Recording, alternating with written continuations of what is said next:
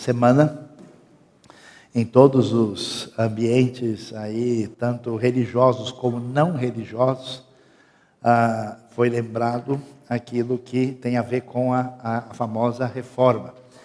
E hoje nós vamos pensar um pouquinho sobre o impacto da reforma, daquilo que isso significa.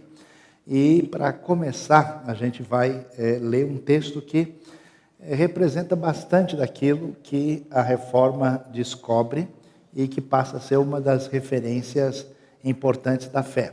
Na verdade, como a gente já mencionou, houve vários movimentos em lugares diferentes no contexto europeu na busca de uma espiritualidade mais adequada e sintonizada com o relacionamento com Deus. E esses movimentos começaram espontaneamente em diversos lugares e, de certa forma, em 1517, por aquilo que acontece no contexto de Lutero, essa data ela acabou se tornando emblemática, 31 de outubro de 1517. Efésios 2 traz para a gente aí essa ideia tão importante que vai ser valorizada e redescoberta na reforma. O texto diz o seguinte, quando Paulo escreve a esses habitantes de Éfeso e região que tinham conhecido o Evangelho de Cristo. Ele diz, vocês estavam mortos em suas transgressões e pecados, nos quais costumavam viver quando seguiam a presente ordem deste mundo, e o príncipe do poder do ar, o Espírito que agora está atuando nos que vivem na desobediência. Ou seja, esses Efésios muito ligados ao ocultismo, às várias práticas das religiões da região, estavam debaixo dessa influência espiritual maligna. Anteriormente, todos nós também vivíamos entre eles satisfazendo as vontades da nossa carne, seguindo os seus desejos e pensamentos. Como os outros, éramos, por natureza, merecedores da ira. Todavia, Deus, que é rico em misericórdia, pelo grande amor com que nos amou, deu-nos vida com Cristo quando ainda estávamos mortos em transgressões. Pela graça, vocês são salvos. Deus nos ressuscitou com Cristo e com Ele nos fez assentar nos lugares celestiais em Cristo Jesus. Lugares celestiais não é nenhum lugar no céu, significa a região espiritual onde vivem os espíritos bons ou maus que são invisíveis. Eles tinham medo desses espíritos, se achavam dominados por eles, e agora em Cristo eles são vitoriosos, para mostrar nas eras que hão de vir a incomparável riqueza de sua graça, demonstrada na sua bondade, para conosco em Cristo Jesus. Pois vocês são salvos pela graça, por meio da fé, e isso não vem de vocês, é dom de Deus, é presente de Deus, não por obras, para que ninguém se glorie, porque somos criação de Deus realizada em Cristo Jesus, para fazermos boas obras, as quais Deus preparou antes para nós as praticarmos. A reforma é o momento da história quando muitas pessoas no ambiente europeu começam a redescobrir a Bíblia e ler as suas grandes verdades. E ela acaba descobrindo que a maneira como a relação da parte de Deus é estabelecida com a gente é com base na sua graça, no seu amor, no seu perdão. Por incrível que pareça, talvez mais de metade das pessoas que frequentam, diria, igrejas que se chamariam a si mesmas de evangélicas, não têm um entendimento muito claro do que significa o Evangelho.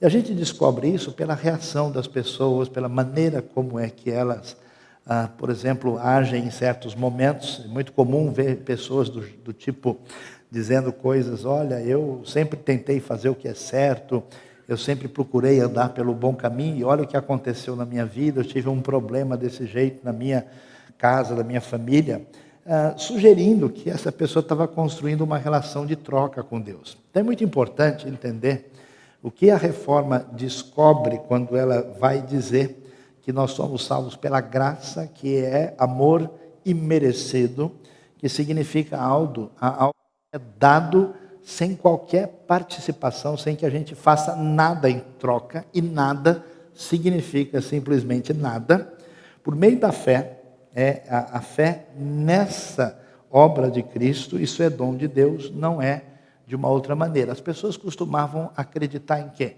Acreditar que elas estavam bem diante de Deus por causa da instituição religiosa que elas pertenciam. No ambiente medieval era muito claro. A pessoa dizia, olha, eu faço parte da igreja que representa Deus na terra, portanto, eu estou no reino de Deus. Hoje nós temos o mesmo tipo de pensamento. Pessoas que dizem, não, eu estou na igreja mais bíblica. A minha igreja é mais doutrinariamente correta. Não, a minha é mais viva. A minha tem mais fogo, a minha tem mais água, né? E assim por diante. As pessoas fazem dando a sugestão que se eles estão no movimento, na igreja, na comunidade X, de alguma forma eles acumularam milhas espirituais para contar ponto lá em cima. A outra maneira equivocada é que a gente pode ter um acesso direto a Deus pela via mística, que a reforma rejeita. As pessoas, em vez de considerar aquilo que Deus tinha revelado, começaram a pautar a sua vida em função das suas experiências únicas, particulares, diferenciadas, baseadas em sensações, visões, etc. E a partir daí construíam sua maneira de pensar. A reforma vai dizer, não, esse caminho também não é o caso. Ninguém pode se aproximar de Deus por causa de experiências assim, porque o fundamento está naquilo que Deus nos ensina, que essa salvação é pela graça e pela fé. Outras pessoas, talvez seja mais comum, acreditam que a penitência, o sofrimento que a gente tem, de alguma forma, limpa o caminho e você chega mais perto de Deus. Por isso é comum, no mundo todo, rituais. Há lugares no Oriente onde as pessoas se espancam, inclusive, se machucam, né? E fazem coisas do tipo assim impensável, pensando que vão estar próximo de Deus. Hoje em dia, no nosso mundo mais civilizado e evoluído, a gente só faz isso por causa de futebol, Fórmula 1 e coisas muito mais importantes, com certeza. Mas a ideia é essa. A Bíblia também rejeita isso completamente. E rejeita a ideia de alguém ser salvo ou estar melhor diante de Deus por fazer uma série de coisas certas. E que essas pessoas, então, estão bem. A Bíblia vai dizer, não é esse o caminho, de jeito nenhum. Se alguém não entendeu isso, não entendeu o Evangelho. O Evangelho significa Cristo nos perdoa inteiramente, de graça, pela fé, naquilo que Ele fez por nós. Não existe a ideia de obedecer a Deus para depois ser abençoado. A gente é abençoado completamente pelo perdão, pela graça e pela fé.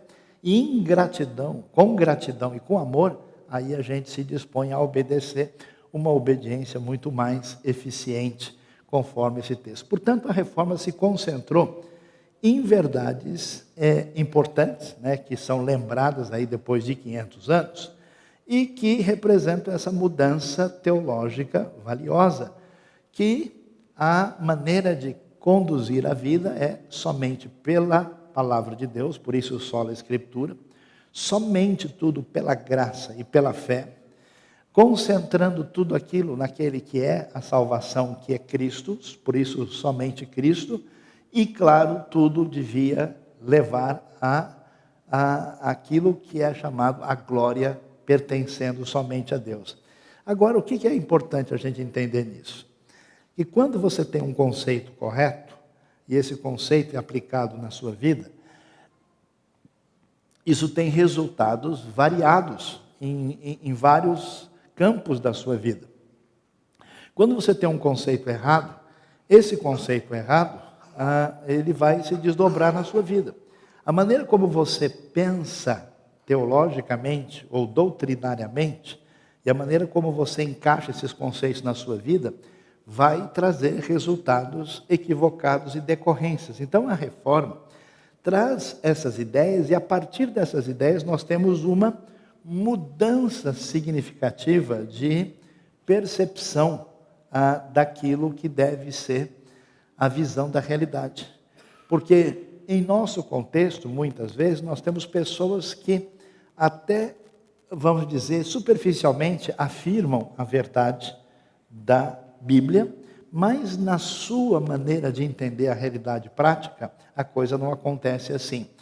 E o que a gente vai descobrir é que a visão que os reformadores descobrem é uma visão que faz parte da condução da nossa vida, não somente depois que a gente deixar essa vida para a vida eterna, mas em relação à nossa vida aqui. Como é que a gente tem uma melhor vida individual, social e também em outros ambientes? O que a reforma vai descobrir que é tão importante? Primeiro, um conceito tão valioso que a gente vai descobrir que faz toda a diferença na vida da gente: perdão e consciência livre. Você sabe, qualquer pessoa na sua vida, em suas atividades, na sua caminhada, ele não vai conseguir ir muito longe por causa do seu estado psicoemocional e espiritual. Então, quando as pessoas estão cheias de temores, de medo, vamos dizer, superstições e uma série de situações assim, você não consegue caminhar e fazer nada. Por isso, essa grande libertação que o Evangelho traz, quando ele diz que nós somos amados plenamente pelo Senhor do Universo, que nos dá o seu amor incondicional, a sua graça demonstrada em Cristo Jesus, se traz o quê? Uma grande libertação na pessoa, uma libertação psicológica e espiritual profundas, e dando o que a gente chama de uma consciência livre. Quem está sem peso na cabeça, nas costas, no coração, com certeza pode ser efetivo e fazer diferença na vida. Senão a pessoa vai estar num drama interno de luta constante consigo mesmo, por não entender a graça profunda do Evangelho. Muitas das comunidades religiosas dos nossos dias, por exemplo, descartam da atenção devida ao conceito de pecado diante de Deus. A Bíblia deixa isso muito claro. Ninguém pode ir adiante sem encarar os seus erros e as suas falhas, os seus pecados. Mas, ao mesmo tempo, ela nos dá uma ideia tão grande da graça e do perdão de Deus, que como filhos de Deus, Deus não nos abandona, Deus não nos lança fora por causa do sacrifício de Cristo, que isso nos dá uma consciência de perdão e tranquilidade que nos faz celebrar a vida. Eu fico impressionado e tenho encontrado tantas pessoas na sua trajetória religiosa que só tem culpa e angústia na cabeça, só tem mecanismo de defesa preparado para tentar se defender, dizendo que não está errado ou que está mais certo que todo mundo. Isso é um desvio. Tem visto gente até carregando anos de culpa falsa na cabeça. O Evangelho é a mensagem da libertação plena, que em Cristo Jesus nós somos perdoados. Isso traz um novo tipo de pessoa para lidar com a vida e faz toda a diferença quando você está cheio de medos, pavores, angústias e superstições que não levam a lugar nenhum. É interessante que a história humana sempre teve o que a gente chama de tensão entre a razão e os aspectos não racionais do ser humano. A razão consegue enxergar grande parte da realidade e explicar para a gente de uma maneira coerente e lógica. Mas, como dizia o nosso amigo Pascal, né? Há razões que a razão desconhece. O coração tem essas razões que a razão desconhece. Há uma série de coisas que a razão não consegue medir. Historicamente, né, na literatura, no pensamento, sempre essas coisas estiveram ligadas. Quando a gente pensa sobre a história da fé e da religião, a gente vai ver que quase nenhuma estrutura religiosa do passado fez uma conexão razoável com a razão e o entendimento. Quase sempre ser religioso é anular a mente, é não pensar, é não criticar. Eu fiquei surpreso uns anos atrás que eu tive a oportunidade de contemplar ao vivo o pessoal que fazia parte de um grupo, né, de expressão religiosa do contexto asiático, longe de nós, que tem origem na Índia. E esse pessoal estava todo mundo junto de mão dada, daqui a pouco eles começaram e eu falei, o que é isso, né? E o pessoal estava dizendo que era importante você, nesse exercício, aos poucos, ir perdendo a consciência. E quanto mais você, né, aniquila-se a si mesmo, e você vai na direção de um uno absoluto, mais perto você está do divino. Na perspectiva bíblica, nada disso faz sentido. Por isso o misticismo é lançado fora. O que a reforma descobre? Que a palavra de Deus está diante de nós e que ela deve ser entendida, ela deve ser lida, interpretada e, portanto, aquilo que Deus nos diz faz sentido. E, portanto, a fé se torna aliada da razão. Esse é um dos principais motivos que, onde a reforma floresceu com as suas ideias, o ambiente teve um grande desenvolvimento em diversas áreas, porque a fé não se mostra uma oposição à ideia da mente, do entendimento. Por isso que existe uma apologética cristã, por isso que existe uma conversa entre Bíblia, ciência e filosofia. Muita gente supostamente evangélica tem uma cabeça obscurantista, acha que o seu entendimento é o lugar onde o Espírito de Deus não opera, e às vezes parece que não só o Espírito de Deus, mas quase nada opera ali, a coisa é difícil. E, portanto, a reforma nos trouxe uma outra ideia tão valiosa e importante, mostrando para a gente que uma vez que a verdade de Deus está em palavras à nossa disposição, todo mundo tem o dever e a responsabilidade de analisar essas palavras, de a liberdade de exame está à disposição de todo mundo. E isso é tão importante e valioso, porque uma sociedade onde não existe essa ideia, você vai ter um grupo pequeno de pessoas poderosas que tiram a liberdade dos outros.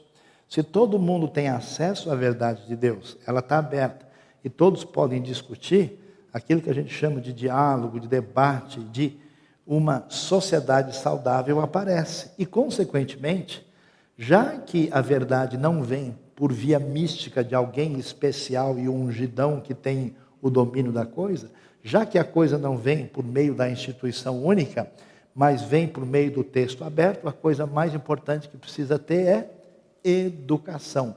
Qualquer pessoa tem o direito e o dever de conhecer à medida que esse conhecimento é disponibilizado para você. Alguém me perguntou uma vez se eu acharia interessante participar de uma sociedade secreta. E eu disse, olha, eu não tenho nenhum interesse nisso, porque as coisas de Deus são absolutamente abertas. A gente não entra para depois descobrir o que é. Se alguém me chama, entra nesse quarto aí, o que tem aí? Eu não sei. Só depois que você entrar, você vai descobrir. Aí tem um tigre me esperando lá. Então é melhor não entrar, né? Então, a liberdade está colocada lá, e isso deu um impulso enorme à educação. Consequentemente, isso que é interessante, progresso e ciência. Às vezes a gente não está, por causa da nossa herança equivocada, a gente não associa progresso e ciência com fé. Mas o Deus da salvação é o Deus da criação. Leia o Salmo, por exemplo. Veja o Salmo 104 do lado do 105, 106. Um celebra a criação, outro celebra a história da redenção, outro celebra a salvação. As coisas estão totalmente interligadas. Por isso esse mundo que está à nossa volta não é um lugar inferior, não é um lugar prejudicado, é o mundo de Deus. Por isso, progresso e ciência faz parte da nossa relação com Deus. Eu acho tão interessante, né, quando eu, alguns anos atrás, nos tempos de outrora, eu gostava de dar uma olhada em algumas coisas ligadas à matemática, à história da matemática. E uma coisa interessante que eu tive a oportunidade de ver é a história de diversos dos maiores matemáticos da história. Surpreendentemente, foram criados em ambientes muito religiosos. Grande parte deles, às vezes, eram filhos de um pastor ou filhos de rabino, e criados num ambiente, um dos exemplos mais impressionantes de um matemático tão importante, que tinha uma fé profunda, escreveu um livro sobre a Bíblia, o famoso Leonard Euler, que é muito interessante. Entre eles você tem também o nosso amigo Pascal e outras pessoas. A gente tem um mito na cabeça, né, que foi divulgado recentemente. Se alguém pensa, raciocina, estuda muito, consequentemente essa pessoa vai rejeitar a ideia de Deus. Isso não faz nenhum sentido. Progresso e ciência fazem parte dos desdobramentos daquilo que a reforma recupera. O que a gente vai descobrir na sequência dessa percepção?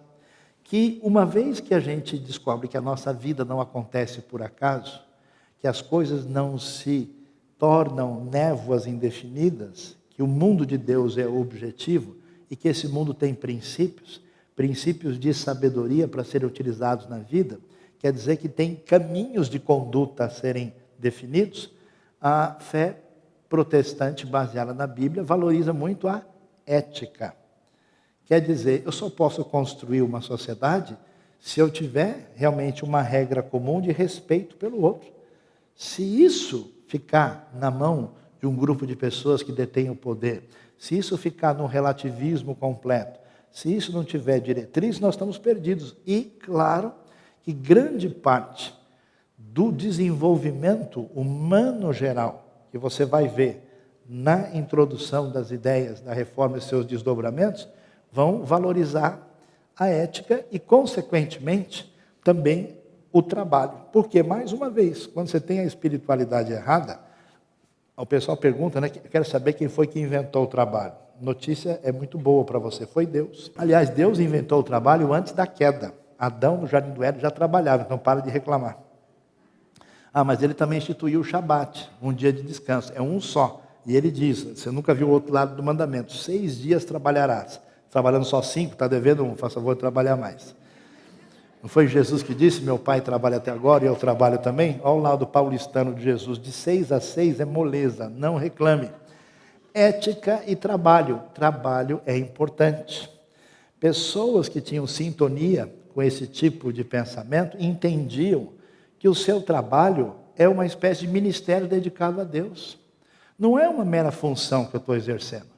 A minha atividade beneficia a comunidade, ajuda as outras pessoas. Trabalhar significa, de alguma maneira, glorificar a Deus. Hoje nós temos um exército enorme de pessoas que não quer trabalhar, quer emprego. Quer arrumar um lugar para pôr o burro na sombra e ganhar algum dinheiro no fim do mês para gastar, em grande parte, com aquilo que é inútil. É muito complicado pensar dessa maneira. Trabalho fazia parte. É interessante a história dos primeiros peregrinos que chegam na Pensilvânia, lá chamam com o famoso William Penn, né? Trazendo um monte de gente com bastante especialização em certas áreas. Ele disse, olha, o primeiro homem foi um lavrador, todo mundo de enxada na mão e indo ali para trabalhar a terra. Ética e trabalho são valiosos. Como é que se dá o crer em Jesus? Como é que se dá essa atitude de receber pela graça e pela fé através do indivíduo? Há sistemas religiosos no mundo em que você está debaixo da grande instituição religiosa. Ou você faz parte do povo X que recebe isso. Na Bíblia, não. Filho de crente não é crentinho.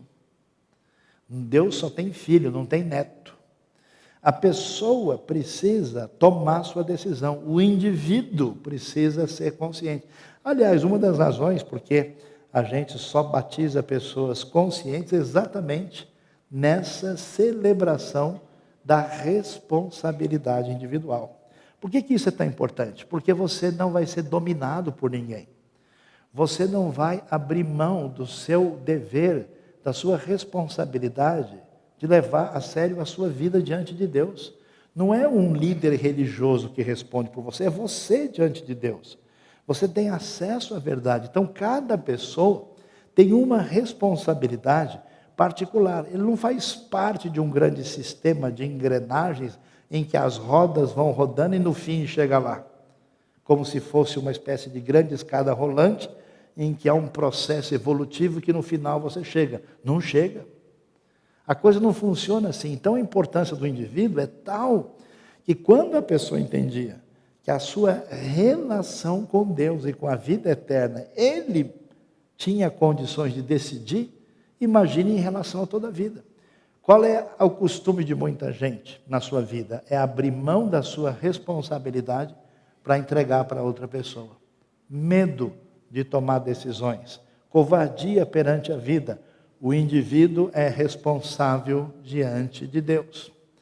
O que isso traz para a gente? Uma coisa que o mundo sempre teve dificuldades de ter. Qual é a história humana?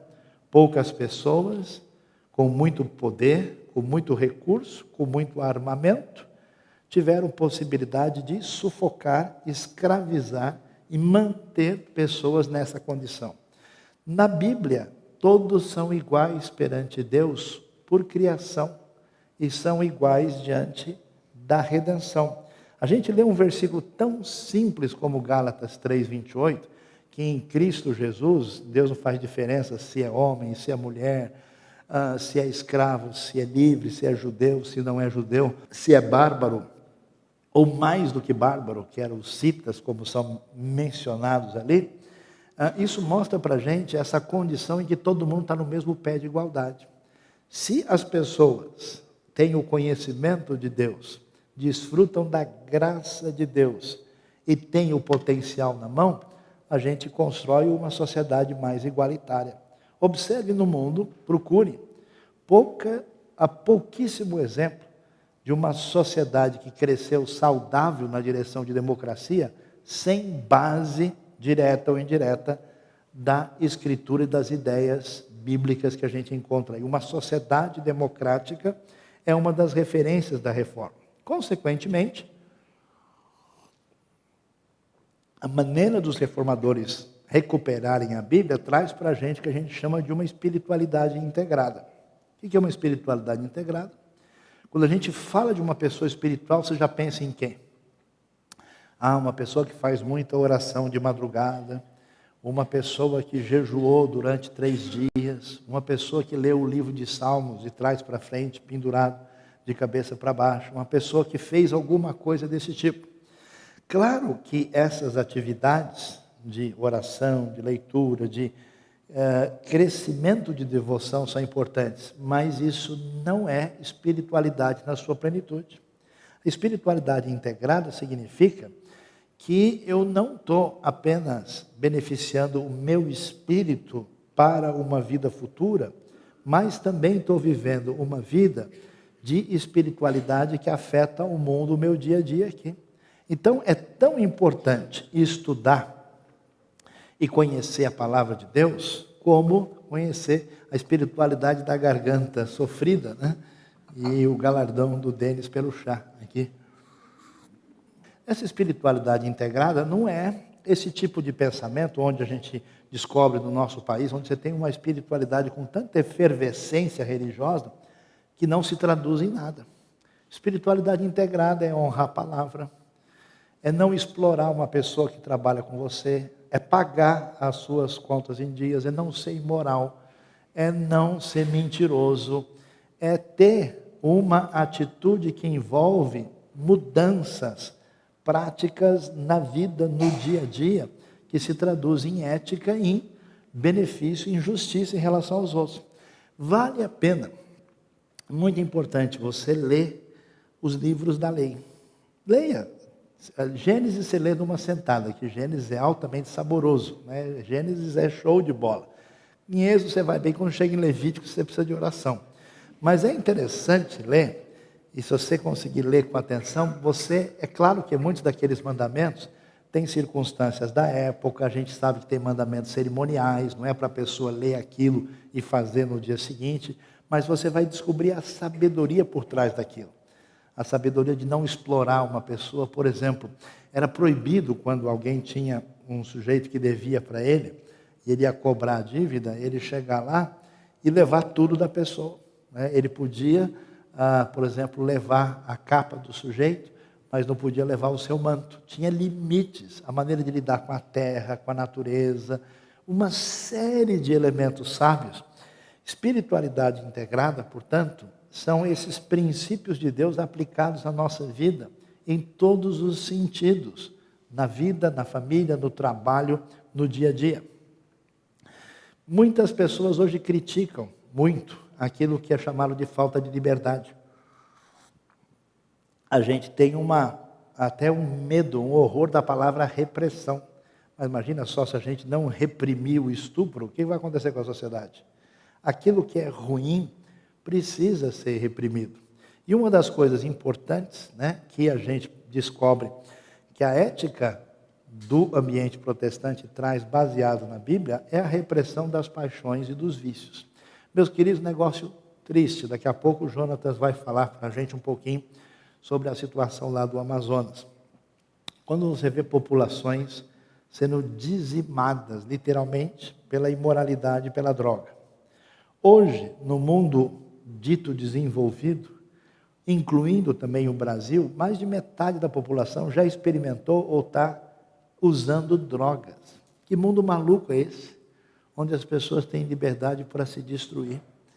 A ética que surge na Bíblia diz, olha, o meu impulso, que pode ser prazeroso, ele pode ser perigoso. Eu preciso reprimir, preciso controlar.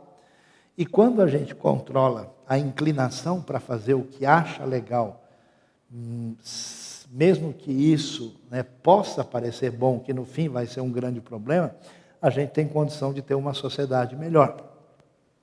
E como é que se construiu essa realidade? A partir de uma realidade concreta, muito objetiva, o valor da família.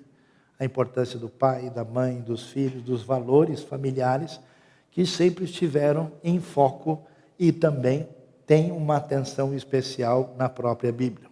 E é interessante, esse jeito de pensar protestante surge no ambiente na Europa quando as pessoas imaginavam que o mundo de Deus era só o mundo da metafísica, era só o mundo etéreo, era só o mundo de coisas espirituais. Preste atenção, a maioria das pessoas nas igrejas ainda tem essa mentalidade. Ele não imagina que um quadro pintado numa exposição é algo para a glória de Deus. Ele acha que aquilo que tem a ver com Deus tem a ver com culto, com livro religioso. A gente percebe isso quando a pessoa pergunta, e quando tem uma música do mundo, a gente ouve, mas o que é música do mundo? Qual que é o conceito? Existe música boa ou ruim? Pode ter música religiosa da igreja com uma letra muito equivocada e frágil, e pode ter uma música celebrando aí a beleza da criação, e que não tem nenhum elemento desfavorável. Interessante que na Reforma é que vai começar a aparecer os primeiros quadros que pintam aquilo que existe no mundo para mostrar a beleza daquilo, independente de uma preocupação religiosa direta. Então, moinhos holandeses, quadros especiais que mostram a realidade do mundo criado.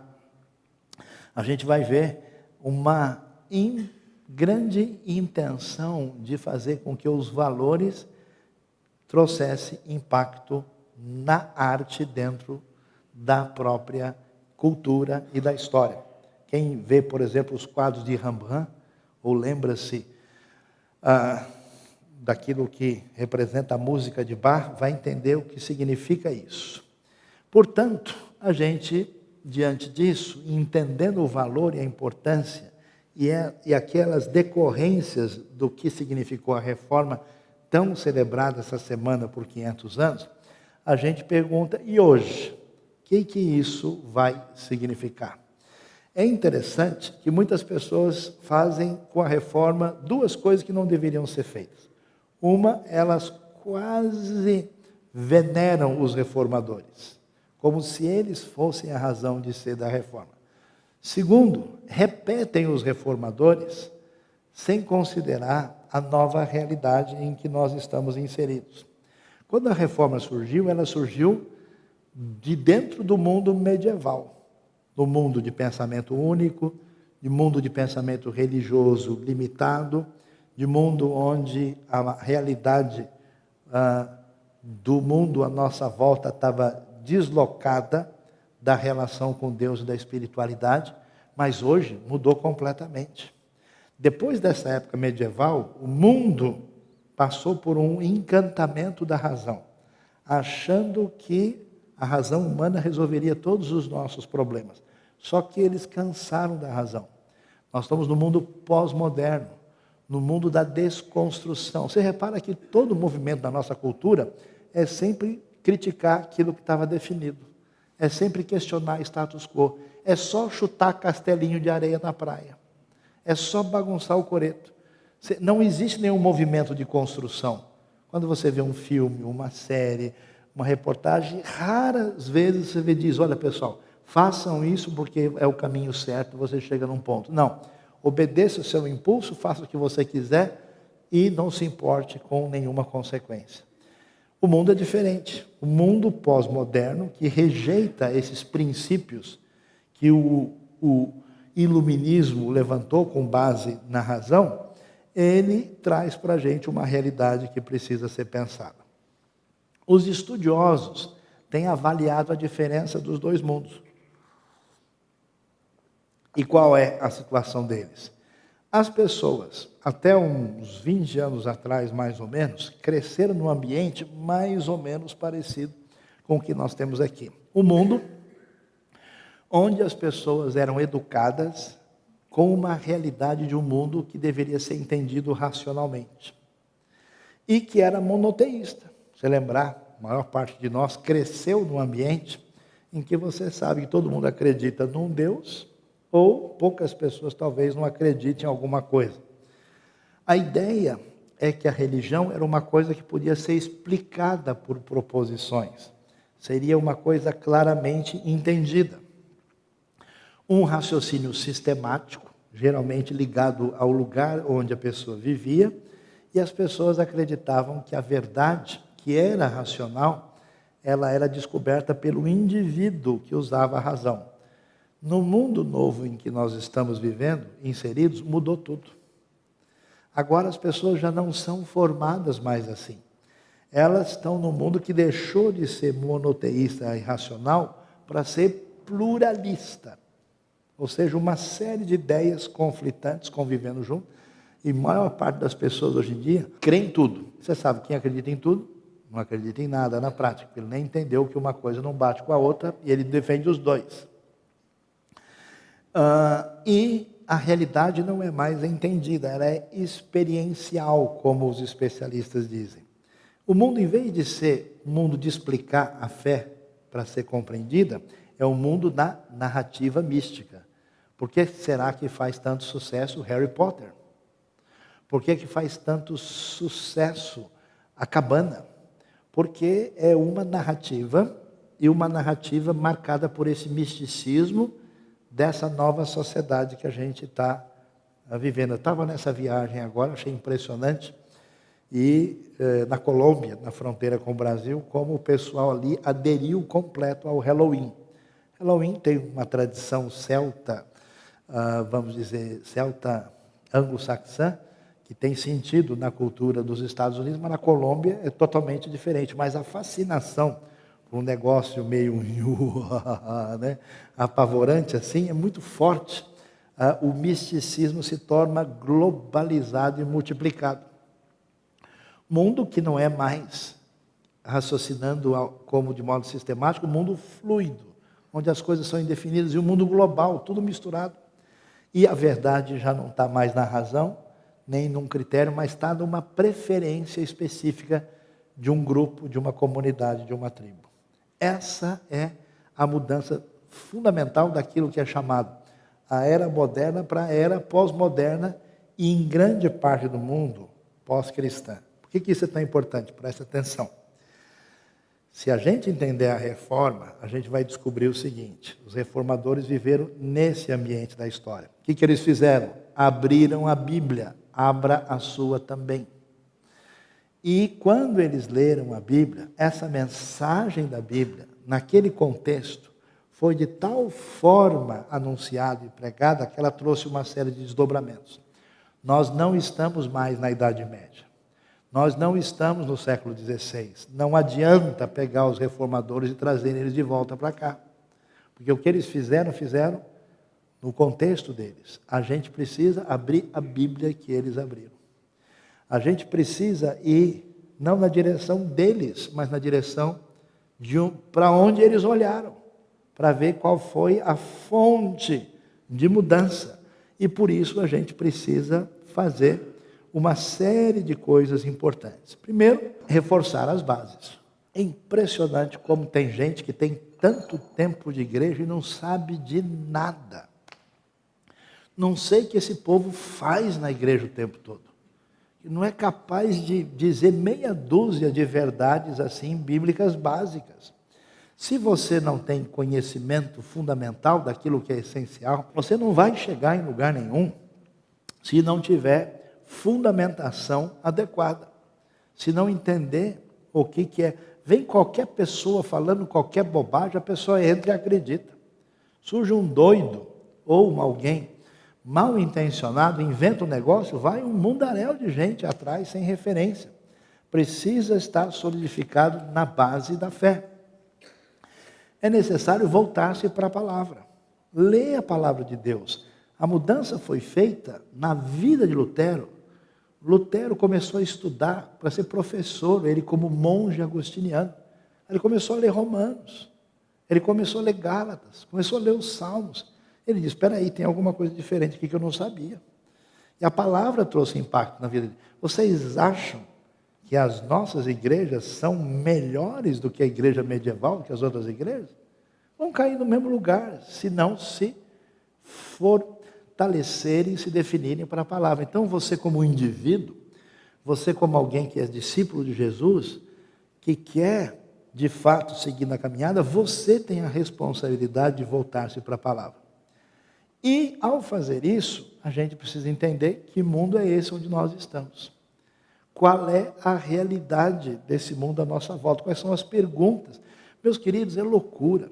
Hoje, uma empresa contrata especialistas no comportamento humano e paga caro estudos sociológicos, estudos psicológicos para poder viciar a pessoa mais em álcool, em cigarro e uma série de coisas. Você acha que a empresa faz a coisa assim de qualquer jeito? Não. Ela tem especialistas para saber quando é que a gente tem que fazer a pessoa começar a fumar.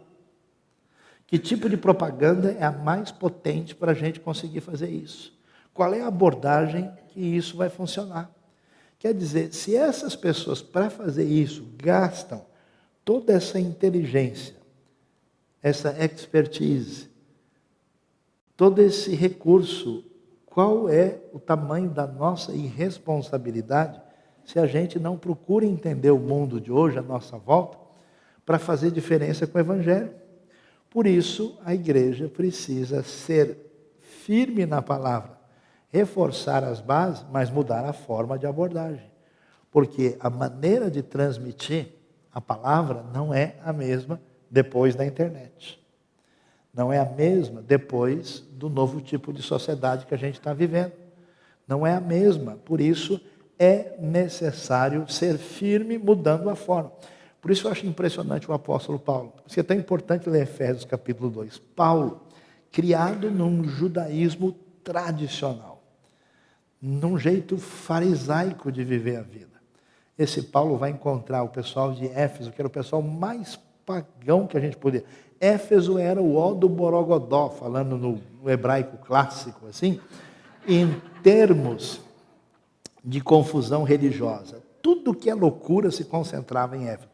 A adoração da deusa, os cultos de mistério, o culto ao imperador romano, os deuses gregos e romanos, uma boa comunidade judaica, tudo que você podia imaginar estava embolado lá em Éfeso. E Paulo vai e conversa de boa com os efésios, dizendo, olha, vocês foram libertados, vocês agora estão livres disso. Ele traz a mensagem para eles em sintonia com a situação deles, porque nós temos a responsabilidade de trazer a palavra ao novo contexto. Então, nesses 500 anos da Reforma, não acho que a gente deva simplesmente dizer, que legal, palmas para o Lutero, para o Calvino, para os anabatistas e para os Zwinglio. A gente não deve simplesmente transformá-los nos nossos santos evangélicos venerados. Eu tenho uma estátua do Lutero aqui na minha cômoda aqui, para eu olhar para ela de vez em quando. A gente precisa entender o que foi que eles fizeram, para onde eles olharam, e nesse nosso contexto, trazer a palavra de Deus para fazer diferença. Essa é a missão que a IBNU e que o povo de Deus deve ter na sua vida. Amém?